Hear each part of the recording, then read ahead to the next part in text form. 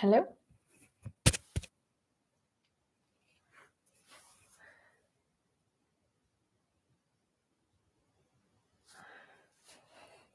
What's up, YouTube? Welcome to my very first live video. I thought to celebrate getting to 1,000 subscribers as a thank you to every single one of you, I'd do a quick live Q&A with some celebratory bubbles. This was meant to go out on Tuesday, but unfortunately I've been super slammed, so I gave you guys a little bit more time to ask some questions. So I've been asking questions on Reddit and Instagram, and a few on Facebook as well. I'll start with the questions that I've got, and I'll see if anybody does want to ask a question, pop it up in the chat and I will answer it. So the first question I'm going to go in for is, how long ago did you start photography? And that was from Linhmoranphotography on Instagram. So, hi, thanks for asking a question. And I started photography when I was about 13, 14. I got my first SLR camera when I was 16, and shortly after I started studying. That was about 11 years ago now, so it's been a long time. Thanks for asking your question. Another Instagram question was my favorite camera lens for food photography and why. That's a great question, and that was from Cranecusine, also on Instagram. I'll leave in the description, I'll leave all of these links to the people asking questions, so you should definitely check out their Instagram as well. My favourite lens for food photography at the moment is my 24 to 120 millimeter. It's so versatile and it allows you to capture absolutely anything. This changes. Sometimes I'm more a fan of a macro lens. Sometimes maybe something with a smaller f number, so maybe like an f1.8 lens. But at the moment, I'm going for more versatile, especially I've been doing a lot of drinks recently. So it's good to be able to get that really long focal length to stop the distortion in an image. So thank you again for that question, and thank you for subscribing to the channel. What got me into food? So what got you into food photography? By Food Photographer by Night on Instagram. So I actually when I studied photography, I did a lot of different areas because you're learning, so they're teaching you loads of different areas of photography. When I was at college, I really enjoyed doing the food, and then after I left college, I actually volunteered in a commercial studio for 6 months. I got to shoot some really, really fun brands like chocolate, a big chocolate brand here called Thornton's, and it was really exciting to help on that.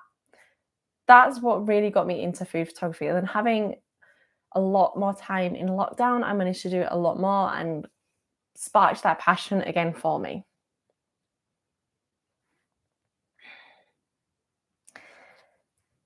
Kind of following on from that, I've got a question here from Jasminelawriephotography. Why food photography?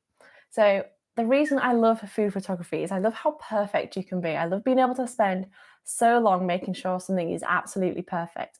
If you don't enjoy it, just do it. If you don't like the picture, just do it all over again.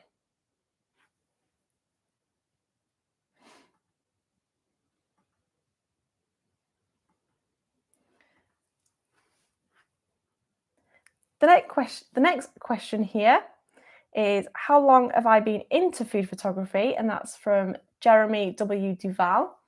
So like I said, after college, so about 9 years ago, I kind of So yeah, about 9 years ago, I volunteered with a food photographer, and I really enjoyed it. And unfortunately, I stopped doing that to go into fashion photography. I brought my food photography back in at the beginning of lockdown, so nearly 2 years ago now, and it's been my blinkers on, and I've been focusing just on that since then. So full time, about a year and a half. That's it for the Instagram questions. So now I'm going to jump over to a question I got on Reddit. So, how did you get into food photography, and do I do any other genres? So I've already asked how I got into food photography, but do I do any other genres? At the moment, I do a bit of property photography as well, which is obviously a very big thing in the UK at the moment. I think it might be in America as well, as one of my cousins lives in America and is a realtor, and she says the same thing. The property market is crazy. So I do a bit of that, which is also really good while I'm trying to focus a lot more time on my food photography.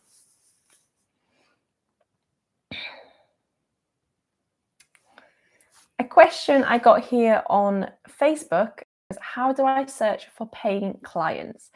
So this is a really good question, and a few of them generally come to me just from my website or Instagram. But other than that, it's just a case of going out and emailing them. Feels a bit like cold calling, but honestly, it's the best way to get new clients. Another way you do it is by making sure you do a really good job the first time round. So when they do want some more photography, they come back to you, because the return clients are always the best ones to get.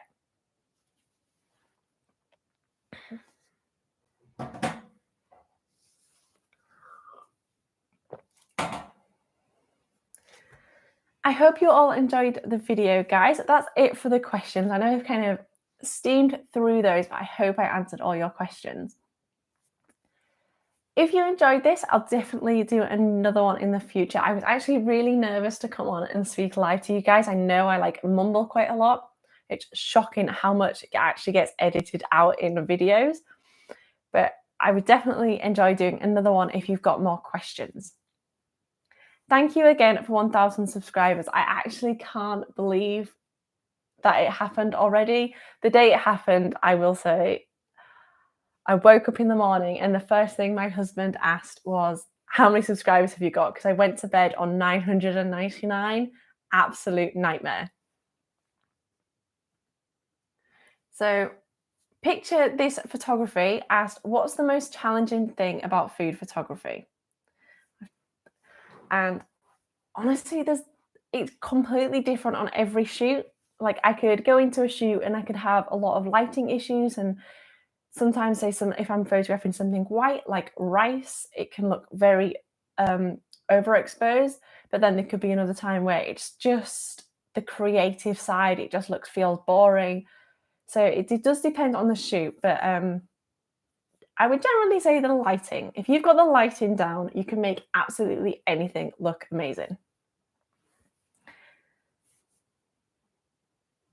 So thank you so much for everybody joining. Thank you if you subscribe to the channel. It's been really fun doing this. It's actually nearly the 1-year anniversary of the channel as well. So this was kind of creeping up anyway. So I'm so glad you've all enjoyed it, and I will see you in another video. Thank you so much, guys. Bye.